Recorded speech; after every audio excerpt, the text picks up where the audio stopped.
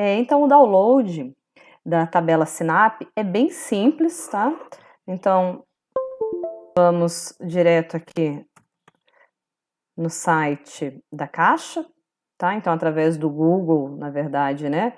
Vamos colocar a referência SINAP. SINAP.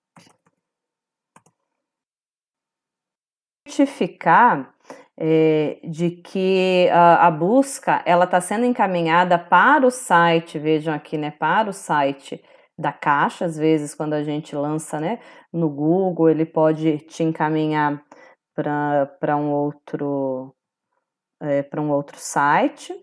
Então, nós vamos pesquisar aqui em referências de preços e custos. Como eu já havia falado, cada unidade da federação, ou seja, cada estado, vai ter uma tabela SINAP. E nós vamos procurar aqui, no nosso caso, São Paulo. Se houver algum dos grupos que esteja executando obra no estado de Minas Gerais, tá? Aí, claro, precisa estar baixando a tabela SINAP aqui de Minas, tá? Só para lembrar aqui, atenção a isso. Ele já vai encaminhar a gente aqui para o material que vai ser baixado. Então, vou só fazer uma observaçãozinha aqui para vocês e informar o que vocês devem baixar. O material que vai ser baixado vai ser aqui a SINAP não desonerada, tá? Por que a SINAP não desonerada? Deixa eu já clicar aqui para vocês verem, e aí enquanto vai baixando, vocês já estão vendo aqui na minha tela, tá? Eu vou explicando a questão, né, as diferenças entre as tabelas desonerada e não desonerada. Então, tem a ver, na verdade, com o regime de tributação de cada empresa empreiteira. De acordo, em geral, né, essa tributação ela é feita da seguinte forma: tributação de acordo com o INSS. É feito um desconto de 20% da folha de pagamento, e esses 20% eles vão ser destinados ao INSS, tá?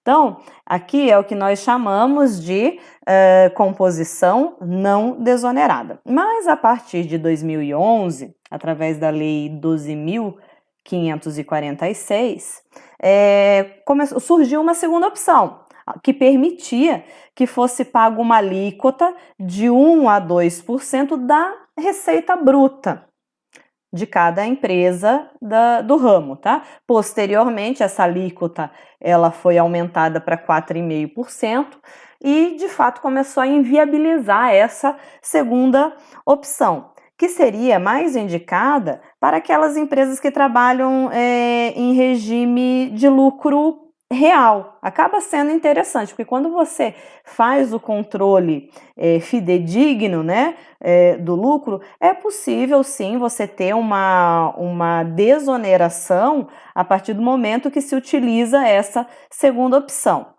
Entretanto, para aquelas empresas que trabalham no regime de lucro presumido, ou seja, a maior parte das pequenas empresas, das pequenas construtoras, acaba não sendo vantagem, né? Esse 4,5% praticamente empata, ou às vezes até é mais alto do que o 20% referente à folha de pagamento. Então, essa questão, né, de usar tabela desonerada ou não desonerada tem a ver com o regime de tributação de cada construtora.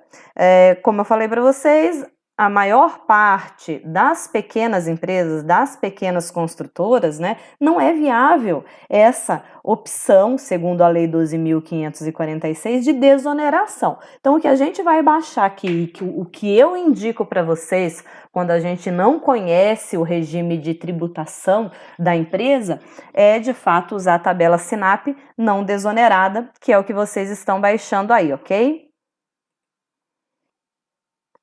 Então, para mostrar bem a diferença entre as duas tabelas de composição, né, vejam aqui, a composição, né, tabela de composições sintética, elas vão apresentar aqui os valores totais de um determinado serviço, de uma determinada tarefa. Então, vejam aqui, nós temos, né, em paredes e painéis, vocês vão encontrar todos os tipos, todas as especificações possíveis de alvenaria. Alvenaria em tijolos cerâmicos,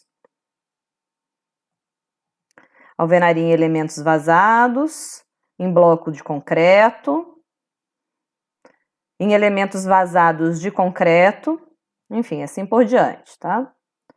E aí na próxima coluna, elas têm um código, né? Todas elas têm um código. Vamos voltar aqui para a alvenaria de tijolos cerâmicos, que é o que eu quero comparar. Eu vou comparar aqui no caso com a tabela de composições sintética e com a analítica.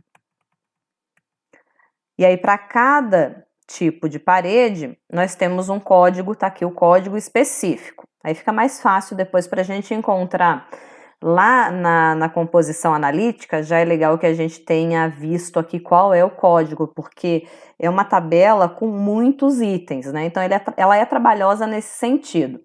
Então vejam, alvenaria em tijolo cerâmico maciço, 5 por 10, 5 por 10 por 20. Novamente, alvenaria em tijolo maciço, ó, alvenaria de vedação de bloco cerâmico furado na vertical, de dimensão 9 por 19 por 39. Alvenaria de vedação de bloco cerâmico furado na vertical. Então, vamos lá. E aí, aqui a gente vai procurando. Então, eu não quero o bloco cerâmico furado na vertical, tá? Eu vou trabalhar.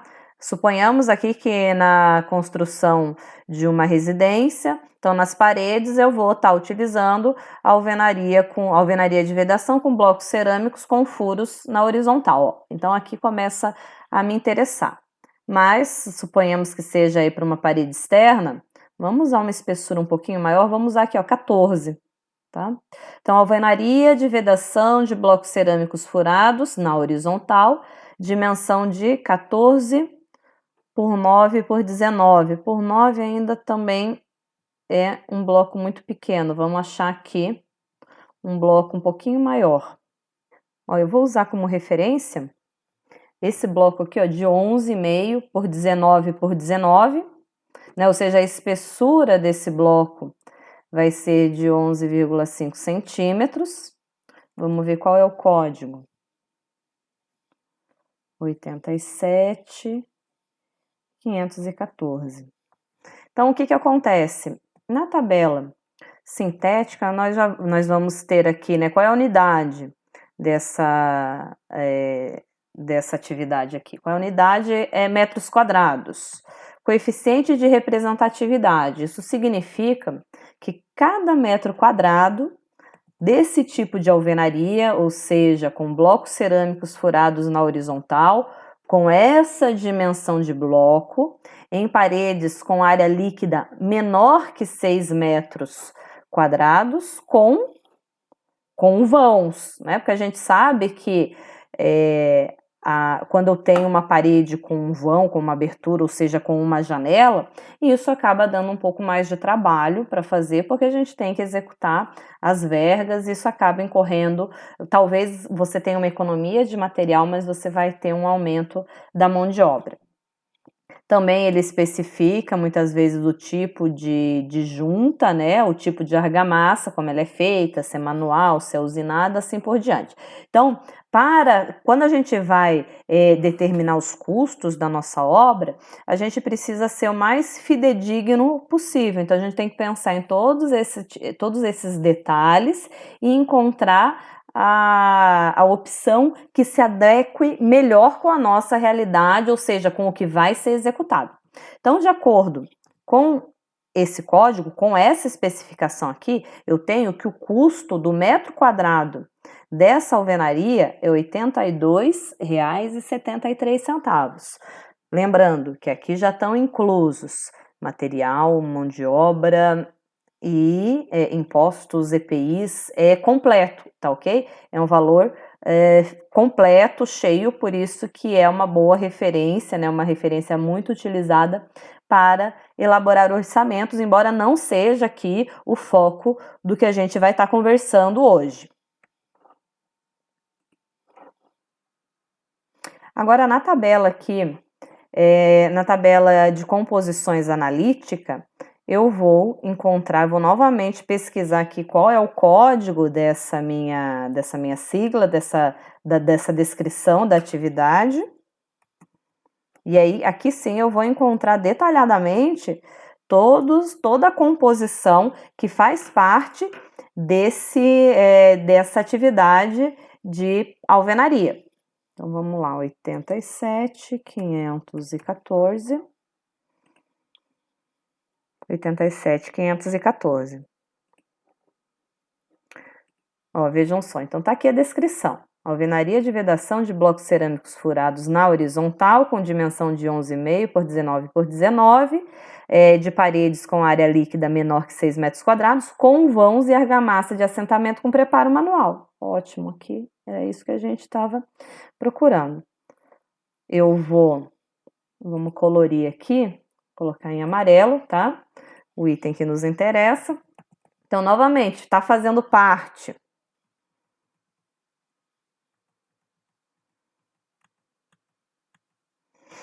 o valor que nós encontramos, né, lá na tabela sintética, que é um valor total de R$ 82,73. E agora, aqui exatamente o que vai nos interessar para fazer o levantamento da nossa mão de obra.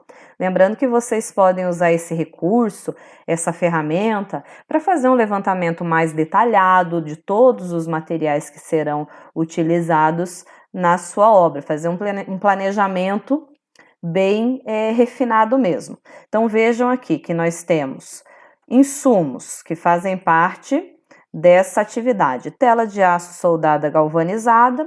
Como é que ela vai ser mensurada? Por metro. Pino de aço com furo, que é para fazer a fixação da tela, por cento. Bloco cerâmico de vedação, aquele bloco que já foi especificado lá, o 11,5 por 19 por 19. A argamassa, a própria tabela ela já determina um traço prévio. Pedreiro com encargos complementares e servente com encargos complementares.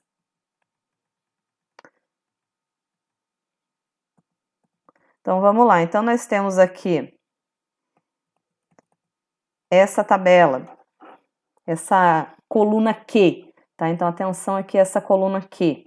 Bom, portanto, na coluna Q, nós temos os coeficientes, tanto de materiais como mão de obra, para 1 metro quadrado dessa alvenaria.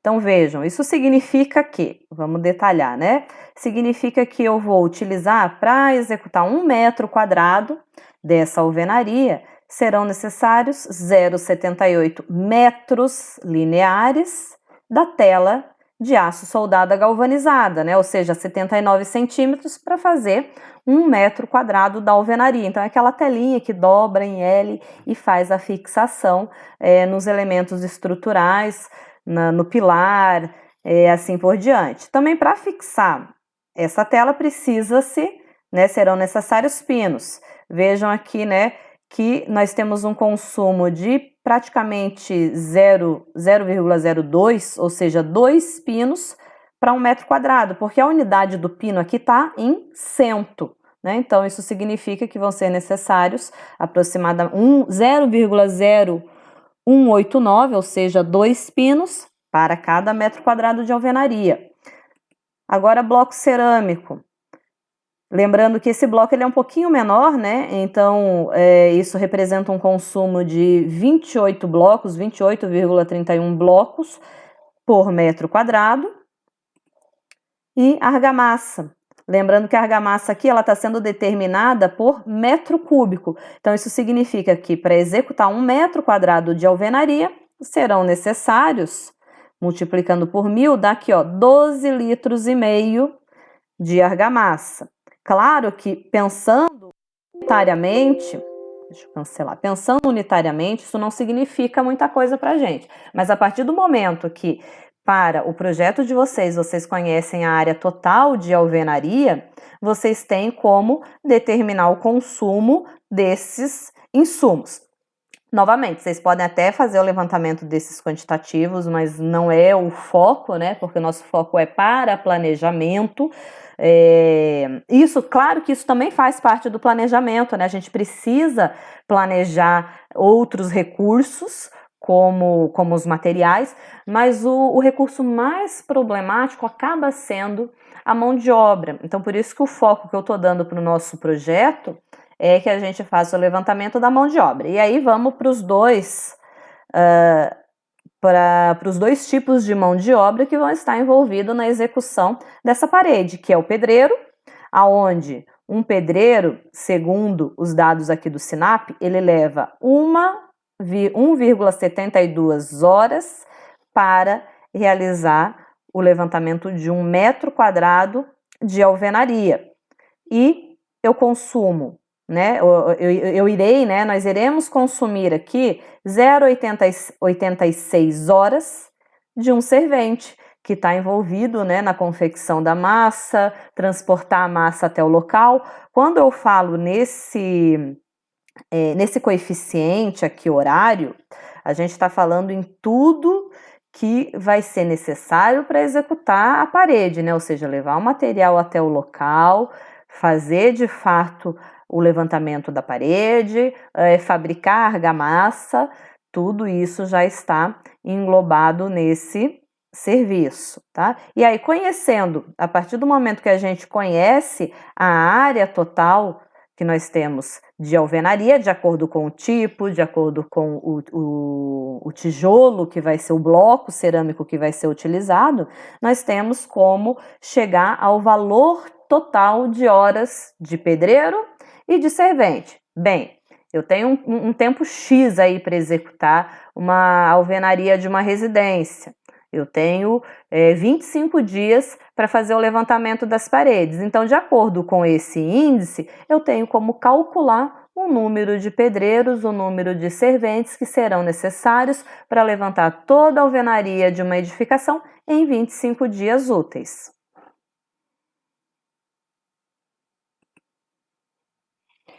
E agora vem a parte mais simples da quantificação, né? Então, para aquela alvenaria em blocos de 11,5 por 19 por 19, com áreas menores que 6 metros quadrados e com vãos, né?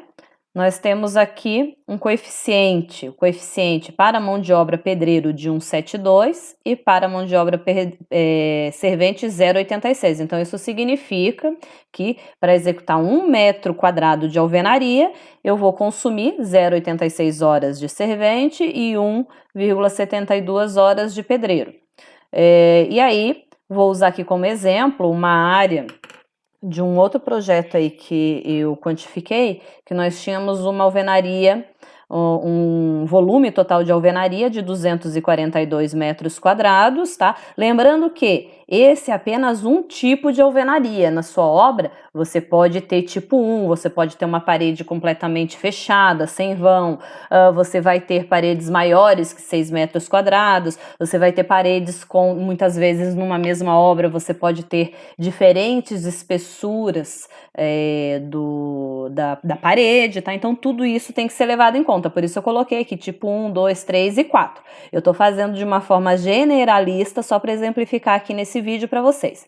Então, vamos considerar aqui 142 vezes o coeficiente para pedreiro, isso me consumiria 416 horas de pedreiro. Já hora de servente, para executar esses 242 metros quadrados, me consumiria 208 horas. Então, vamos lá. Um dia, né? Eu vou considerar um dia aí de 8 horas. Um dia de 8 horas. Eu vou ter 52 dias trabalhados de pedreiro e 26 dias trabalhados de servente. Eu falei no início aí da nossa conversa, se a gente fosse considerar, né, a construção, a execução da alvenaria em 25 dias, né, quantos profissionais aproximadamente seriam necessários? Então, levando em conta aí, eu posso considerar que facilmente, né, a gente atingiria essa meta de executar a alvenaria de uma edificação em 25 dias com aproximadamente 2 pedreiros e um servente. Claro que a gente está no limite, até um pouco acima do limite, mas lembrando que essa é uma ferramenta para a gente ter uma referência, um balizamento, é um número teórico. É claro que muitas vezes quando a gente conhece bem a nossa mão de obra, a gente já sabe dizer qual é o rendimento, se ela vai mais rápido ou se às vezes o pedreiro é muito bom no acabamento, mas é um pouquinho mais devagar, mas de qualquer forma, esta é uma boa referência quando a gente não tem base alguma, tanto para um orçamento, também quanto para elaborar uma relação aí de profissionais na nossa obra.